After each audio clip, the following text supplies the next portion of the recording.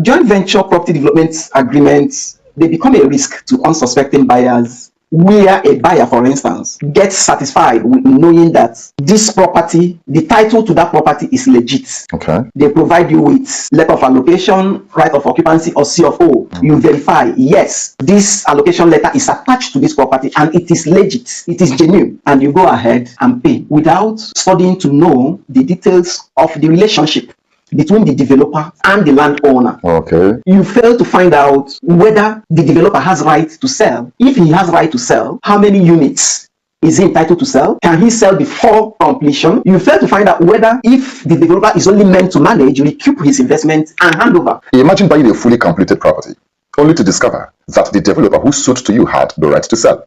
Not because the property is fake, but because of a joint venture agreement you never knew about. Welcome to Encumbered.com, the only real estate fraud prevention platform. Please stay with us. There are so many things that could cause or bring about disputes. In as much as joint venture property agreement is very attractive for its immense benefits, it is also very dicey. One of the reasons for friction is where the terms and conditions are not well spelled out. Now, situations are as well where the parties will agree that the developer develops and manages the property for a particular number of years, Okay. recoups his investment and interest, Okay. and the property reverses back to the landowner. In this case, the developer has no right to sell. In this case, the developer can only use the property, manage the property, lease the property, rent the property for that number of years, and after which he hands over possession back to the landowner. And without the buyer looking at the terms of the JV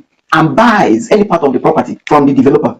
That will mean if the developer is meant to manage it for maybe 30 years, after 30 years, the landowner will show up and, have issues or would want to check out the person who bought from the developer. So what happens to the unsuspecting buyer? Well, that's where due diligence becomes very important. Due diligence doesn't start and end with confirming that the title to the land is genuine. If it is a property developed under joint venture, you are bound to read in between the lines all the clauses binding the developer to the landowner.